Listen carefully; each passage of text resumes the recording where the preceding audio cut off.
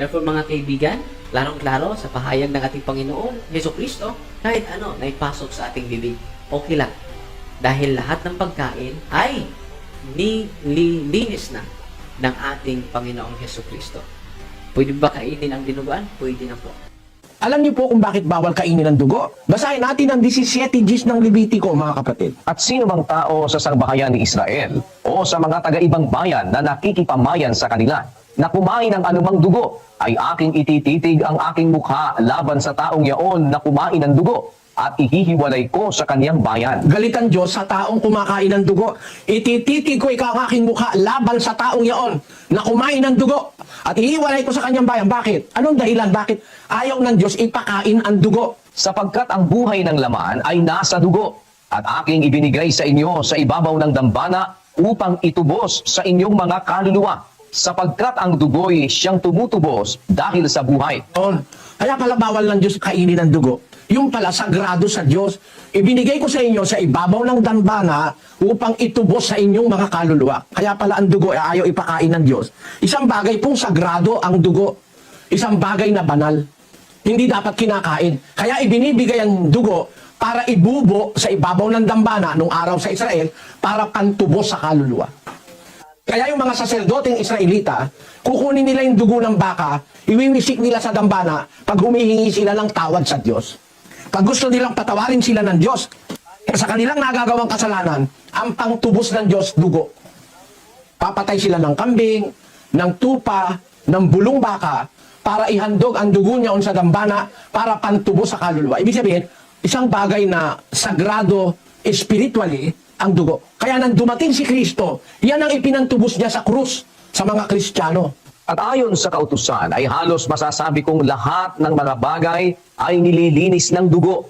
At maliban na sa pagkabuhos ng dugo ay walang kapatawaran. Ayan. Ang kapatawaran nasa pagkabuhos ng dugo. Ano ginawa ni Kristo?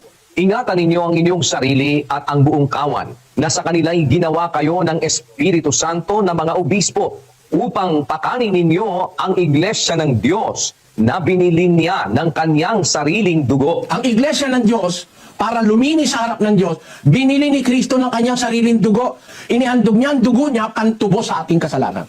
Kaya hanggang sa panahong ito, mula sa Israel, ang dugo po ay sagrado kasi pantubos yan sa kasalanan. Ang totoo, hindi lang sa panahong Israel eh. Mula pa sa unang-unang panahon sa patriarka kila Noe, bawal na ng Diyos ang dugo eh. Sa 15-19 na ang gawa. Dahil dito'y ang hatol ko ay huwag nating gambalain yaong sa mga hentil ay nangagbabalik loob sa Diyos. Kundi sumulat tayo sa kanila na sila'y magsilayo sa mga ikahahawa sa Diyos-Diyusan at sa pakikiapid at sa binigti at sa dugo. O inihandog sa Diyos-Diyusan, isa. At sa dugo, dalawa. At sa mga binigti, tatlo. At sa pakikiapid. Ito po ang kabilang sa mga batas ng Espiritu Santo sa Iglesia na ipinagbiling mahigpit ng mga apostol. Wala kaming masyadong maraming iaatang sa inyo. Ang sabi ng mga apostol, hindi na namin kayo aatangan ng lalong mabigat na pasanin. Maliban na lang sa mga bagay na itong na kinakailangan. Na kayong magsiilag. Iilagan mo na, lalayuan mo na. Ang mga bagay na inihain sa mga Diyos-Diyusan, sa dugo, sa binigti at saka sa pakikiapid. Bawal po pala yung mga kapatid, yung kakain ka ng dugo. Alamin muna natin sa Bible kung bakit po ito'y pinagbabawal. Noon po sa kapanahunan ng mga Israelita ay may mga ginagawang pag-aalay ang isang Hudyong pari sa altar. Ito po ay isang pag-aalay ng katawan at dugo ng mga baka at kambing. Kaya ito po ay nasusulat sa Levitico na ginagamit ng mga protestante upang palabasin na ang dugo ay bawal kainin. Ayon po sa Levitico chapter 17 verse 10, ang sinumang kumain ng dugo ay kapuputan ko at ititiwalag ko sa sambayanan, maging Israelita o dayuhan man. Gaya pa ng sinasabi ko, ang aklat ng Levitico ay sa Old Testament pa lang, kung saan nagaganap ang pag-aalay ng katawan ng hayop at dugo sa pamamagitan ng mga Hudyong pari. Kaya iyan po ang sinasabi ng Diyos na ipinagbabawal niya sa mga Hudyo ang pagkain ng dugo, dahil ito po'y ibinubuhos para sa kapatawaran ng kasalanan at sa natatangi ding rason na ang buhay ay nasa dugo. Ito po'y mababasa natin sa Levitico chapter 17 verse 11. Sinasabi po dito, ang buhay ay nasa dugo at inutos ko na dapat ihandog iyon sa altar bilang pantubos sa inyong buhay.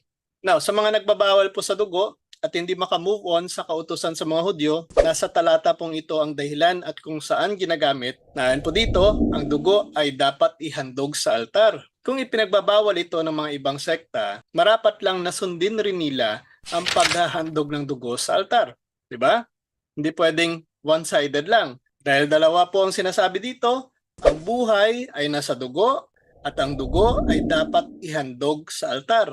Now, alin ba ditong sinusunod nila? Bakit ni isa man sa mga sulpot na sekta ay hindi naman makikita na gumagawa nito, ngunit nagbabawal lamang sa pagkain ng dugo? Diba?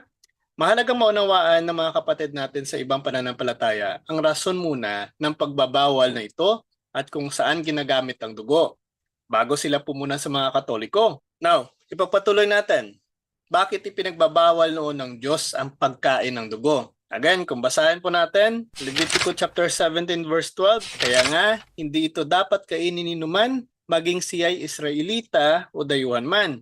Dahil ang gusto ng Diyos ay maging banal ang mga Israelita, kaya ipinagbabawal niya ito. Ayon po sa chapter 19 verse 1 to 2, sinasabi ni Yahweh kay Moises, sabihin mo sa buong sambayanan ng Israel, magpakabanal kayo sapagkat akong si Yahweh na yung Diyos ay banal. Ito pong rason ng Diyos sa Levitico, kaya nasabi niya po ito. Subalit ngayon, wala nang bisa ito dahil wala nang paghandog at pagbubuhos ng dugo na nagaganap. Kahit po ang mga pastor ng mga sulpot na sekta ay walang ang altar na paghahandogan nila ng dugo. Kaya hindi naman talaga nila nasusunod ang sinasabi sa talata. Talagang pumupuna lang sila sa mga ginagawa natin sa ating simbahan. Lalo na po ang Iglesia ni Cristo na sinasabi nilang bawal ang pagkain po ng dinuguan, ngunit kumakain din naman ng baboy, karne at lahat ng may kaliskis at walang palikpik ng mga hayop sa dagat. Lahat po yan ay pinagbabawal din sa lumang tipan na kung magkagayon ay bakit pinipili lamang nila ang dinuguan na ipinagbabawal sa ating mga Katoliko? Diba? Ba't hindi nila sinasali ang pagbabawal sa mga karne? Dahil kung ating pagbabatayan po ang nasusulat sa lumang tipan bawal po ang pagkain ng baboy. Sinasabi agad sa Leviticus chapter 11 verse 7, ang baboy, biyak ang mga kuko, ngunit hindi naman ngumunguya ng pagkain mula sa sikmura, kaya hindi ito dapat kainin. Sa lumang tipan po, bawal ang karne. Kung basahin po natin sa Leviticus chapter 11 verse 8, huwag kayong kakain ng karne, nihihipo man ang bangkay ng mga hayop na ito, marumi ito para sa inyo. Sa lumang tipan, bawal po ang pagkain ng mga hayop sa tubig na walang palikpik na may kaliskis. Levitico 11 verse 12, lahat ng nilikha sa tubig na walang palikpik at kaliskis ay huwag ninyong kainin. Ngayon, kung tunay na sinusunod nila ang nakasulat sa aklat ng Levitico, ba't hindi nila ipinagbabawal ang iba pa?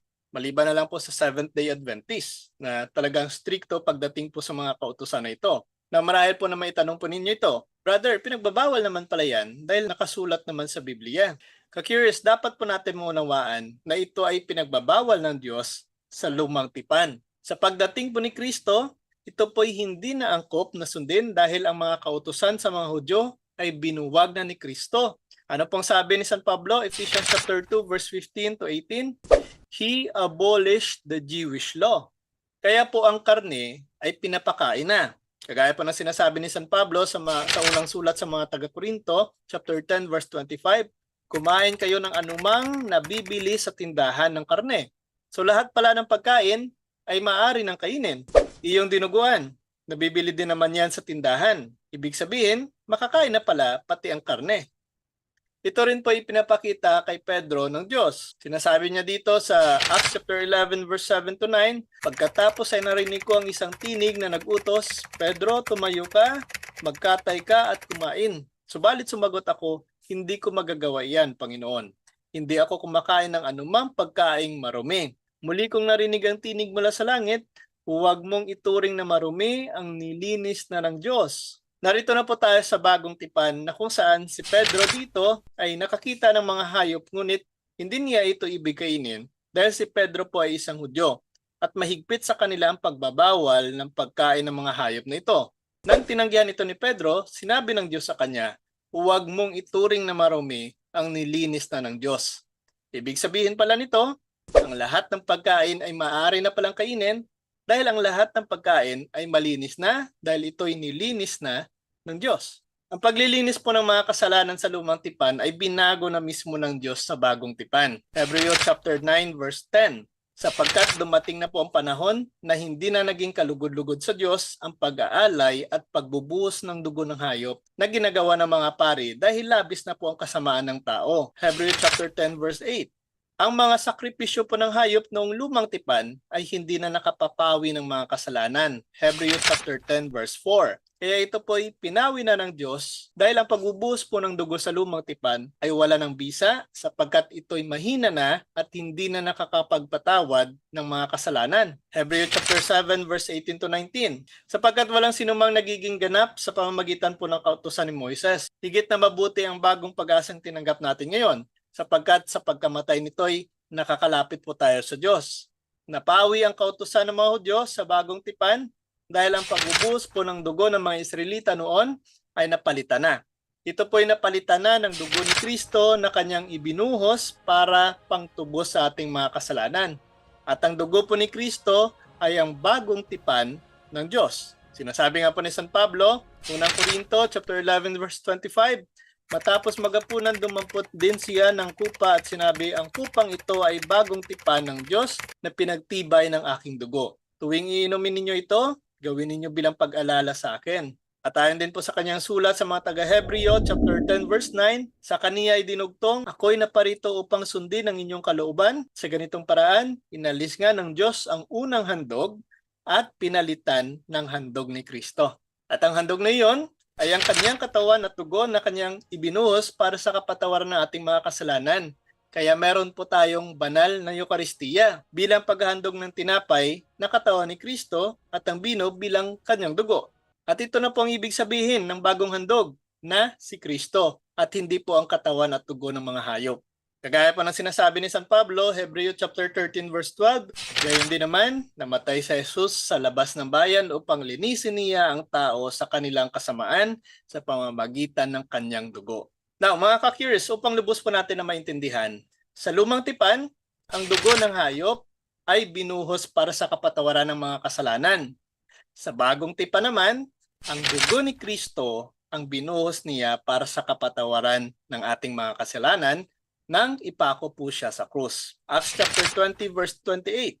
Ibig sabihin nito, ang handog na katawan at dugo ni Kristo ang siyang huli at final sacrifice. Sinasabi nga po sa pahayag, chapter 5 verse 9, inaawit nila ang isang bagong awit, ikaw ang karapat-dapat na kumuha sa kasulatan at sumira sa mga selyo niyon, sapagkat pinatay ka at sa pamamagitan ng iyong dugo ay tinubos mo ang mga tao para sa Diyos mula sa bawat lahi, wika, bayan at bansa. At ang lahat ng ito ay nabago, ng baguhin at ng pawiin ni Kristo ang mga lumang kautusan ng mga Hudyo.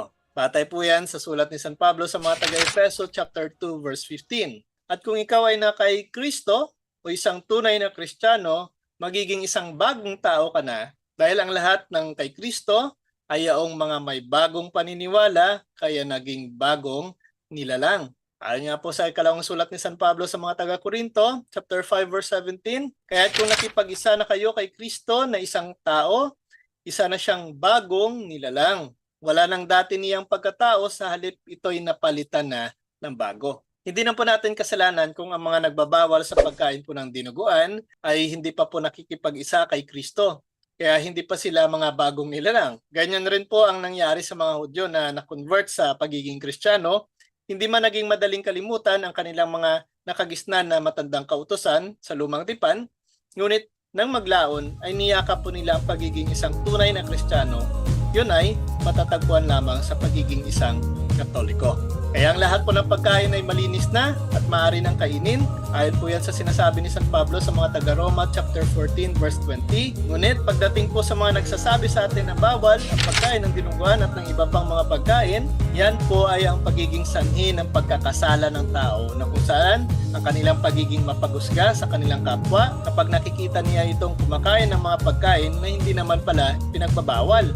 Katulad din po ito sa mga kapatid natin sa mga sulpot na sekta na hinuhusgahan tayo na makasalanan dahil sa pagkain po natin ng dinuguan. Na sa kanilang sarili mismo, sila ay nagkakasala dahil sa kanilang paghuhusga sa iba.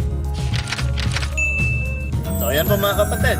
Sana po ay nakatulong po ang episode natin ito na masagot po ang mga katanungan patungkol po sa ating pananampalatayang Katoliko at sagot na rin sa mga argumento po ng iba yung ating pananampalataya. Tulungan nyo rin po ako sa ating ministry dito sa Mr. Curious Catholic na ipanalangin at upang may pagpatuloy pa rin natin ang ating mga ginagawa sa social media. Muli po, kaisan ninyo ako sa pagsasabing Prodeo et Ecclesia, sa Diyos po ang lahat ng kapurian. Hello mga kapatid, inanyayahan namin kayo, huwag niyo kalimutan mag-subscribe sa kay Bro Dance Oberio and Mr. Curious Catholic. Marami kayong matutunan sa pamamagitan ng pagsubaybay niyan sa pagsagot sa pananampalataya na inaatake ng ating mga kapatid sa iba yung pananampalataya, and they are not only attacking the teachings of the Catholic Church but proselytizing the good numbers of the Catholic. At sa pamamagitan sa pagsunod ninyo nito Mr. Curious Catholic Facebook page and YouTube channel, dami ninyong matutunan. Isabuhay natin ang ating matuto. Prodeo et Ecclesia. Hello mga kapatid. Follow and subscribe. Mr. Curious Catholic, marami tayong matutunan. Mapupuno po yung ating isipan sa mga katotohanan. Dahil ang katotohanan na magbigay sa atin ng tunay na kalayaan. God bless.